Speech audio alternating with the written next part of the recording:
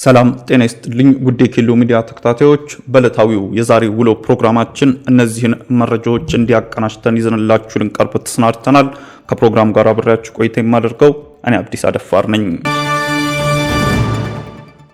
የመንግስት እስራት፣ ግድያና ድብደባን ሸሽተው የኦሮሞ ነጻነት ሰራዊትን የተቀላቀሉ ወጣቶች ቁጥር ከ100 ሺህ በላይ እንደሚሆኑ የፖለቲካ ተንታኙ ጀዋር መሐመድ ገለጹ። ከፕሪቶሪያ ስምምነት በኋላ የሰላም ተስፋ ቢኖርም መንግስት በሀገሪቱ ችግሮች በእውነተኛ የእርቅ ድርድርን ለመፍታት ሳይሆን ጊዜን ለመግዛት መሆኑ ማረጋገጡን ተናግረዋል። የፖለቲካ ተንታኙ አቶ ጀዋር መሐመድ በፖለቲካ ደህንነትና ኢኮኖሚ ጉዳዮች እንዲሁም በብዙ ማህበራዊ ጉዳዮች ላይ ከቢቢሲ ጋር ቆይታ አድርገዋል። እንደ አውሮፓውያን አቆጣጠር በ2018 በኢትዮጵያ የተደረጉ የፖለቲካና የኢኮኖሚ ለውጦች ውስጥ ግንባር ቀደም የነበረው ጀዋር መሐመድ በ2020 የአርቲስት ሃጫሉ ሁንዴሳን ግድያ ተከትሎ ታስሮ የቆየ ሲሆን ከእስር ከተፈታ በኋላ ዓመታት በላይ በኢትዮጵያ ፖለቲካዊና ኢኮኖሚ ጉዳዮች ላይ ከመናገር ተቆጥቦ ቆይቷል። ይሁን እንጂ በቅርቡ በጸጥታና በሌሎች ጉዳዮች ላይ መንግስት መተቸት የጀመረው ጀዋር መንግስት የሀገሪቱ ችግሮች በእውነተኛ የእርቅ ድርድር ለመፍታት ቁርጠኛ አይደለም ብለዋል።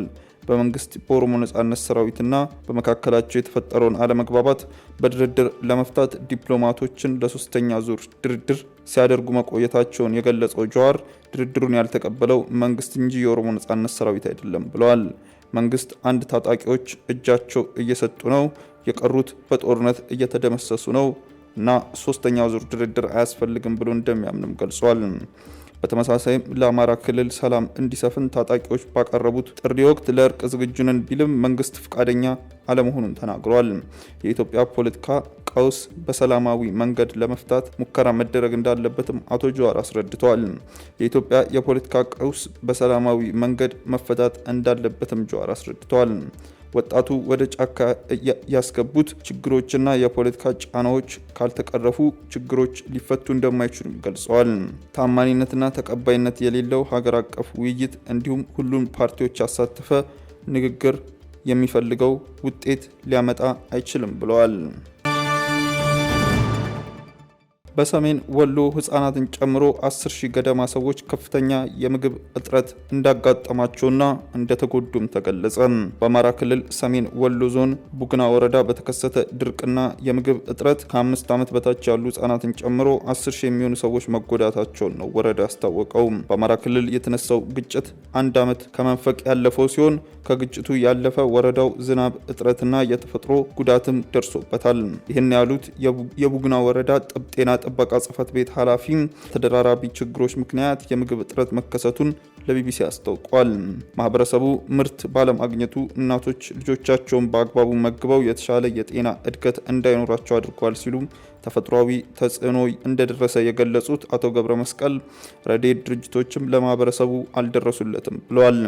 በወረዳው ቡርኮ ቀበሌ ነዋሪ የሆኑት ወይዘሮ የካባ የ1 ዓመት የ3 ወር መንታ ወንድና ሴት ልጆቻቸውን በምግብ እጥረት ስቃይ ውስጥ እንደሆኑ ለቢቢሲ ተናግረዋል። አንድ የአካባቢው የጤና ባለሙያ ጤና ጣቢያ የሚመጡ እናቶች ከሚያጠቡ ልጅ ይልቅ እነርሱ ራሱ የከሱ ናቸው ብለዋል። የወረዳው ጤና ጥበቃ ጽሕፈት ቤት ኃላፊ አቶ ገብረ መስቀል ለጋሽ ድርጅቶች በአስቸኳይ ወደ ወረዳው ገብተው ማገዝ ካልቻሉ የሰው ሕይወት እንደሚያልፍ ግልጽ ነው ሲሉ ስጋታቸውን ገልጸዋል። የኢትዮጵያ አየር መንገድ ከ49 በመቶ የባለቤትነት ድርሻን በመያዝ የኮንጎ አየር መንገድን ስራ ማስጀመሩ ተገለጸ። የኢትዮጵያ አየር መንገድ ከኮንጎ ዲሞክራሲያዊ ሪፐብሊክ መንግስት ጋር በጋራ በመሆን ኤር ኮንጎ በሚል ስያሜ የተሰጠውን አየር መንገድ አቋቁሞ በይፋ ስራ መጀመሩን አስታውቋል።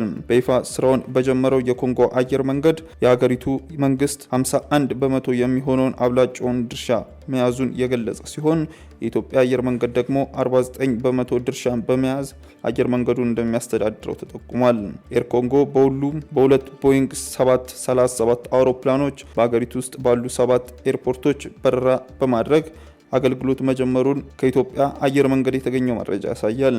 የኢትዮጵያ አየር መንገድ ከኮንጎ ዜጎች በአብራሪነት፣ በበረራ ሰራተኝነት፣ በሽያጭ አገልግሎት ሰራተኞችና በቴክኒሽያንነት አሰልጥኖ ለማብቃት በስምምነት ላይ መካተቱ መረጃው አመላክቷል። ይህ ጥምረት የኢትዮጵያ አየር መንገድ ራዕይ 2035 አንዱ አካል መሆኑን የጠቆመው መረጃው ከዚህ በፊትም በሎሜ አስካይ አየር መንገድ፣ በሊሎንግዌ የማላዊ አየር መንገድ እንዲሁም በሉሳካ የዛምቢያ አየር መንገድ በጋራ ማቋቋሙን አስታውሷል። ውድ ተመልካቾቻችን በዕለታዊው የዛሬ ውሎ ፕሮግራማችን ይዘንላችሁ የቀረብናቸው ዋና መረጃዎች እነዚህ ነበሩ። ከፕሮግራሙ ጋር አብሬያችሁ ቆይታ ያደረኩት እኔ አብዲስ አደፋር ነበርኩ። ከሌሎች የኬሎ ሚዲያ ፕሮግራሞች ጋር መልካም ቆይታም